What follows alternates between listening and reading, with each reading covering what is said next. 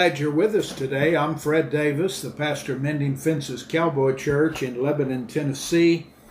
We're located on Highway 109 at the former Reba McIntyre Barn, which is just south of Gallatin. It's a beautiful facility. We're very grateful to be there. And if you're not regularly active in a church, we would invite you to come and to be with us on Sunday mornings at 10 o'clock. We have been going through the book of Acts, chapter by chapter, verse by verse. We're now almost to the end of the book. We're in chapter 23, and we're going to begin with verse 23.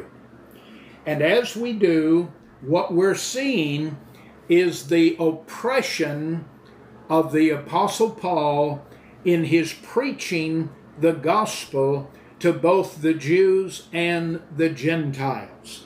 And as a result of this, they are trying their best to shut him down and get rid of this proclamation of the gospel.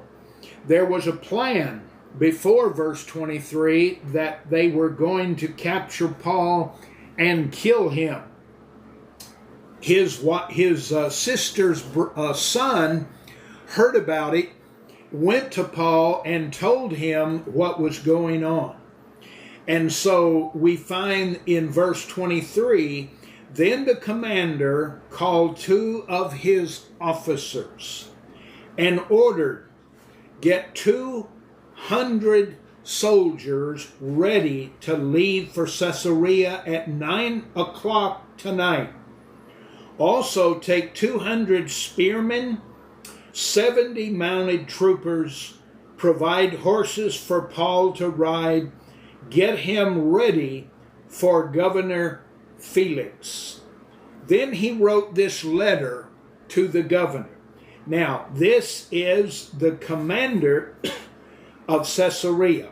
So he was coming up to Paul's defense, trying to help him not to be captured and to be killed in secret on his way out of the city.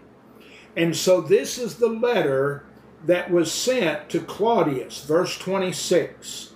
From Claudius Lysias to His Excellency Governor Felix, greetings.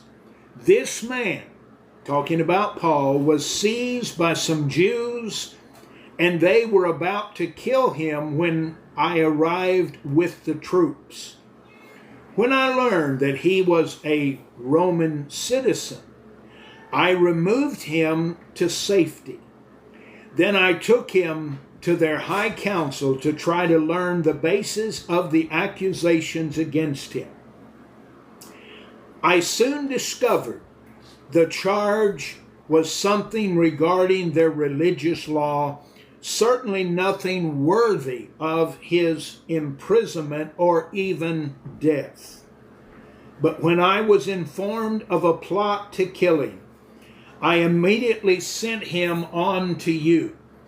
I have told his accusers to bring their charges before you. Now, that's the letter that was sent by the commander in Caesarea. In verse 31, so that night, as ordered, the soldiers took Paul as far as Antipas. They returned for the fortress the next morning. While the mounted troops took him on to Caesarea, when they arrived in Caesarea, they presented Paul and the letter to Governor Felix. He read it and then asked Paul, what province are you from? And he replied, Caesarea. I will hear your case myself. When your accusers arrived, the governor told him.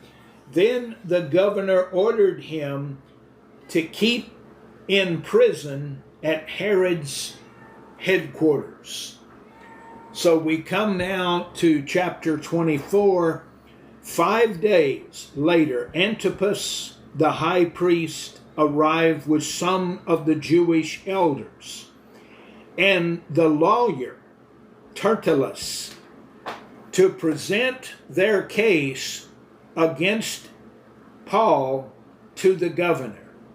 When Paul was called in, Tertullus represented the charge against Paul in the following address to the governor.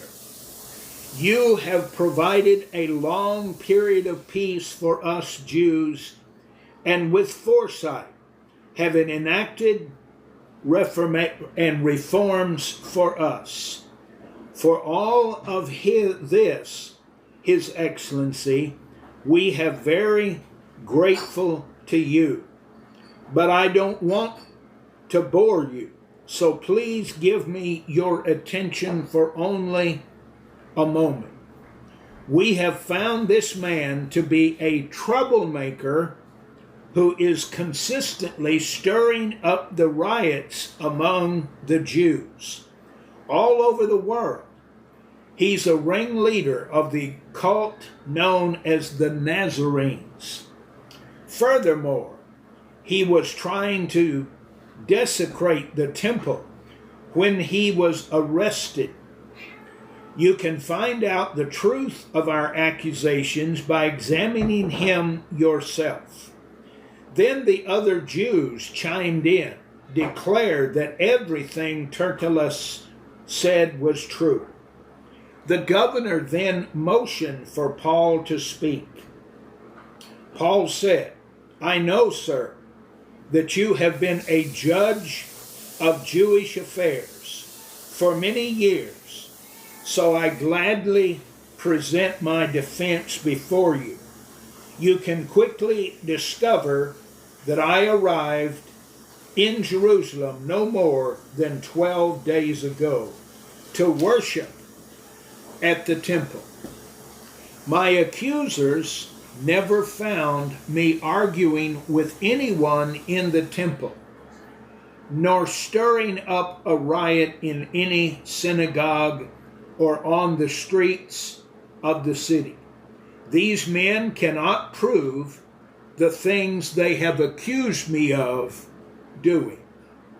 But I admit that I follow the way, and the way is that of the gospel, of Jesus dying on the cross, paying for our sin, being buried, and then resurrected on the third day.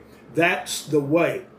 And so he is admitting that he was following the way, which they called an occult. In other words, what they were saying, he is promoting an occult. And so, I worship the God of our ancestors. I firmly believe the Jewish law and everything written in the prophets. I have the same hope in God that these men have, that he will rise from above the righteous and the unrighteous. Because of this, I always try to maintain a clear conscience before God and the people. After several years away, I returned to Jerusalem with money to aid my people and to offer sacrifices to God. My accusers saw me in the temple as I was completing the purification ceremony. There was no crowd around me, no rioting, but some of the Jews from the province of Asia were there. And they ought to be here to bring charges if they have anything against me. Ask these men here what crime the Jewish High Council found me guilty of, except for the one time I shouted out, I'm on trial before you today because I believe in the resurrection from the dead. At that point, Felix, who was quite familiar with the way, adjourned the hearing and said, "Wait until Lysias, the garrison commander, arrives. Then I will decide the case." He ordered the officers to keep Paul in custody, but to give him some freedom, allow his friends to visit him and take care of his needs. A few days later, Felix came back with his wife Drusilla, who was Jewish. Sending for Paul, they listened as he told them about the faith in Christ Jesus. As he reasoned with them about righteousness and self-control and the coming day of judgment, Felix became frightened. He said, "Go away for now," he replied, "but when it is more convenient, I'll call for you again." You also hoped that Paul would bribe him, so he sent him quite often and talked with him. After 2 years went by in this way, Felix was succeeded by Porcius Festus. And because Felix wanted favor with the Jewish people, he left Paul in prison. Here is the defense that Paul has presented. That's very important. We've come now to chapter 25.